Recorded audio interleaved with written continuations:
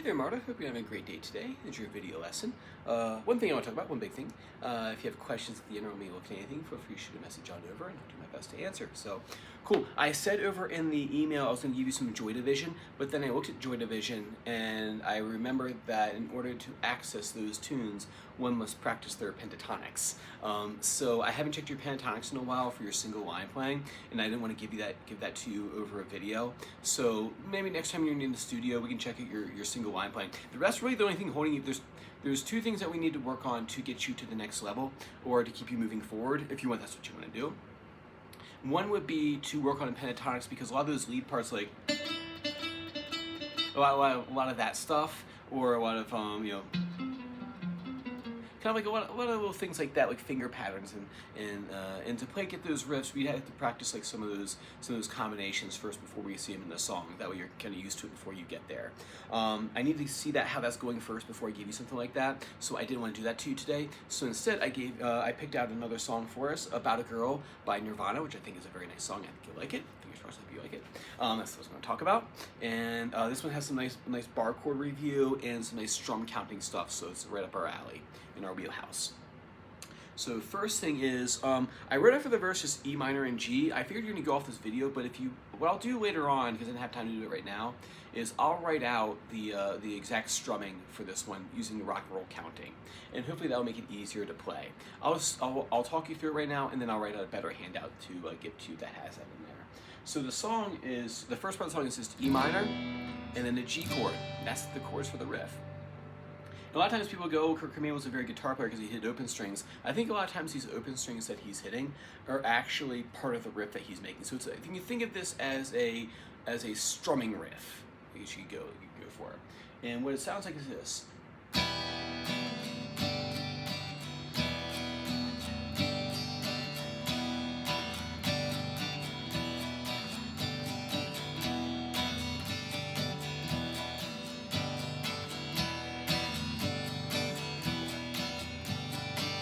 So all those opens and the all off counts right there, I think are all part of the riff, and I think he intended to do that.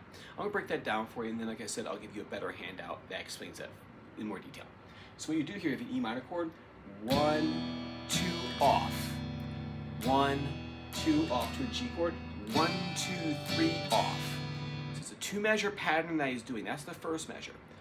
1, 2 off, 1, 2, 3 off, 1, 2 off.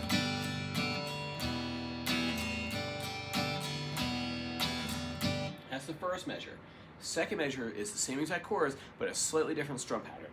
1, 2, 3 off, 1, 2, 3 off. That one's a little easier to remember. 1, 2, 3 off, 1, 2, 3 off. First one, 1, 2 off, 1, 2, 3 off. Second one, 1, 2, 3 off, 1, 2, 3 off.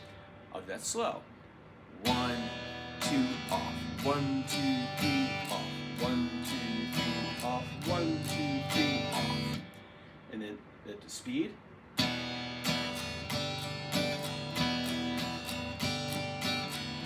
2 off, 1, 2, 3 off, 1, 2, 3 off, 1, 2, 3 off. Like I said today, I didn't have time to write that out in the time that I had, but I'll do that for you probably later on today and this evening when I get home. And then, so that's the verse, and that happens for a while. I think this one also is in standard tuning, because sometimes they go to E flat. They go to standard tuning. And then they get to the chorus, and this is like where we can review some of our our bar chords. You can also play it as power chords, but I think you can play it as full bars.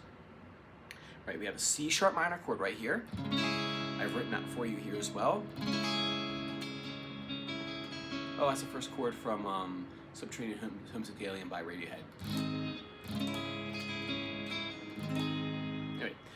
So you have C minor here at the 4th fret, and then it goes to G sharp minor, same thing 4th fret, we're just moving these up one string, and then we go to F sharp minor, F sharp major. So, 2. The strum for that is this.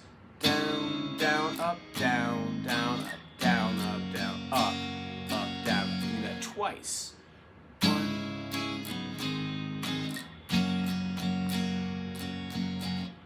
Sometimes what he does in here too, let me take a look if he does in this one. He whiffs off his bars early. So he'll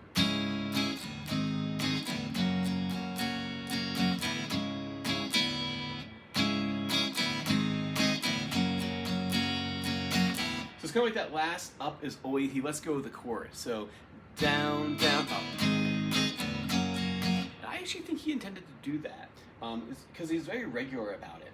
And he wasn't like, he always say, like, oh, I'm a crappy guitar player. But then you watch videos of him, and he's not like the most technically, the most technical guitar player in the world, but he's not by far like awful at the guitar. He's just kind of like self-deprecating on himself. And there's a funny video out there somewhere where he's making fun of Eddie Van Halen, he's doing the tappy stuff. So like he knew how to do like that tappy sort of stuff. Not quite as good as Van Halen, but he didn't take himself seriously about his guitar chops, even though he could play. He was a solid intermediate guitar player. Maybe not quite as good as Gilmour, obviously, but he wasn't like bad at the guitar, I guess you could say. Right? He just kind of made that thing about himself.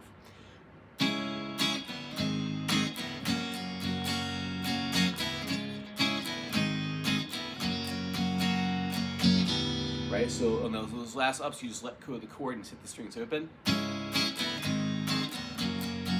It's the same thing. American Idiot by Green Day, which actually would be a great one for us to do at some point too, if you're into that sort of music. So he does that twice.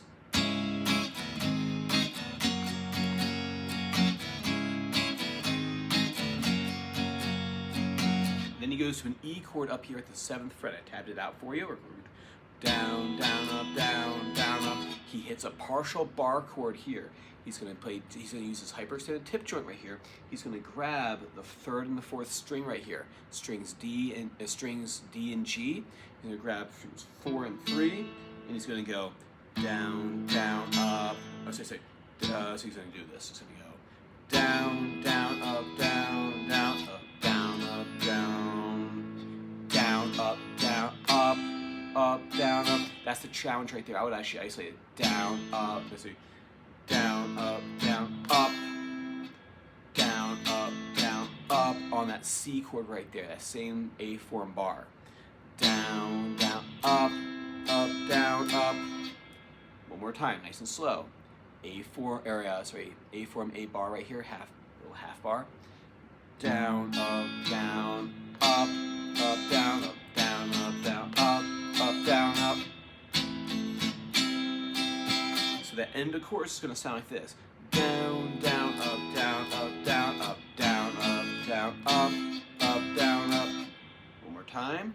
Down, down, up, down, down, down, down, up. Whole chorus.